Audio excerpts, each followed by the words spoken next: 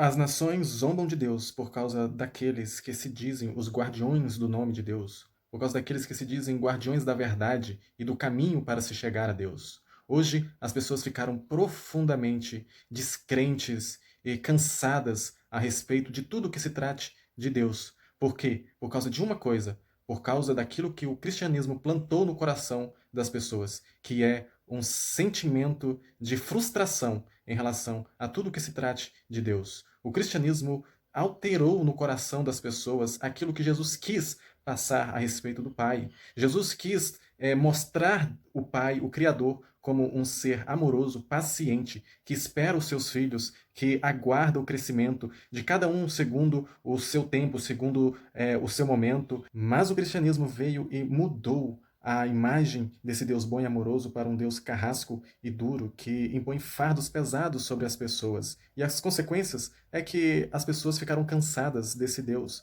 ficaram cansadas desse Deus insaciável, ficaram frustradas por tentar agradar um Deus que não se cansa jamais de impor às pessoas aquilo que as pessoas não podem carregar. As doutrinações impostas pelas igrejas aos fiéis, a cartilha de regras que é jogada em cima deles, vão contra a natureza humana e contra tudo aquilo que Deus criou e disse que era bom. Nós fomos criados à imagem de Deus e tudo que nós temos foi Deus quem fez. Todas as nossas pulsões foi Deus quem colocou em nós, para que nós lidássemos com ela, para que nós vivêssemos com elas com tranquilidade, em harmonia. Mas quando você foge dessas pulsões, quando você foge da sua natureza, você se torna um alienado, você se torna neurótico, você se torna enlouquecidamente um fugitivo de si mesmo.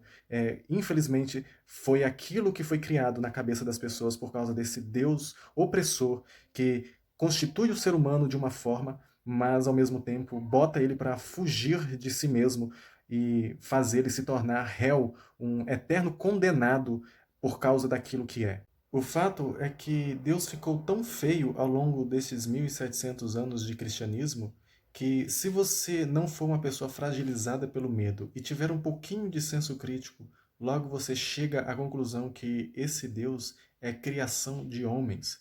Esse Deus não é verdadeiro. É um Deus que foi criado pelo medo, pela ganância e pela culpa, para enriquecer e empoderar muito poucos e aprisionar uma multidão de ovelhas carentes, perdidas e sem conhecimento na vida. As implicações disso é que hoje você tem muita gente sofrendo na mão desta potestade que é a religião cristã e também muitos outros desistentes de Deus, ateus de Deus, frustrados com Deus, nem querendo saber de Deus. Pessoas que hoje estão machucadas, feridas em nome de Deus, que hoje carregam cicatrizes por causa das mordidas desses pastores gulosos que arrancaram pedaços enormes da alma deles, de forma que não é possível hoje você falar de Jesus para estas pessoas sem primeiro destruir, tirar do trono esse Deus cristão que é falso e que de Deus, de graça, de amor, de misericórdia, não tem nada. A primeira coisa que eu faço antes de falar da bondade de Deus para alguém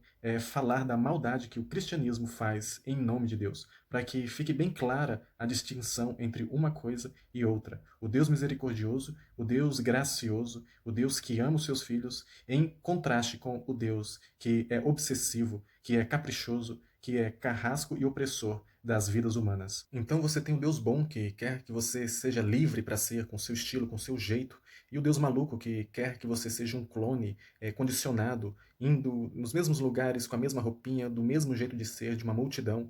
Você também tem o Deus que quer que você cresça em conhecimento, cresça em toda arte, em ciência, em cultura, em filosofia, e o Deus que quer você com a cabecinha fechada, que não leia livros diferentes, que sempre estude a mesma revistinha da escola dominical e não expanda a sua mente, o seu conhecimento. E você tem também o Deus que quer que você usufrua os prazeres da vida com respeito, com amor ao próximo, com cuidado, e o Deus que quer que você fique engaiolado e não saia para lugar nenhum por causa do risco de você cair no inferno. O Deus que quer que você seja dadivoso e empregue os seus recursos nas causas que você acredita, e em contraste com Deus que quer que você sempre recolha os seus bens no gasofilácio da igreja, com seus dízimos e ofertas pelas causas de grandeza da igreja. A igreja tem uma saciedade de ufania, de engrandecimento e diz que tudo isso é para a glória de Deus, mas o seu crescimento é, na verdade, para a glória dos homens, é para a jactância daqueles que só se sentem importantes se estiverem vinculados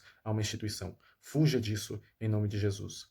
Portanto, tenha a coragem de ser de Deus. Você precisa entender que Deus não tem nada a ver com o cristianismo. Tem muita gente boa de Deus sim dentro das igrejas, mas eu conheço uma imensidão de pessoas que são de Deus e que não estão no hall de membros de igreja nenhuma, mas estão aí espalhados na vida, fazendo o bem, produzindo o amor, ensinando o respeito no meio onde elas estão. E tudo isso sim para a glória de Deus. Se você for assim, se você procurar ser assim, você é de Deus, você conhece a Deus, porque Deus é amor. E todo aquele que ama conhece a Deus. Agora, aquele que ignora o amor, o perdão e a misericórdia, pode ser batizado, pode falar em línguas estranhas, mas este não conhece ainda a Deus, porque Deus precisa ser amado no próximo, sempre.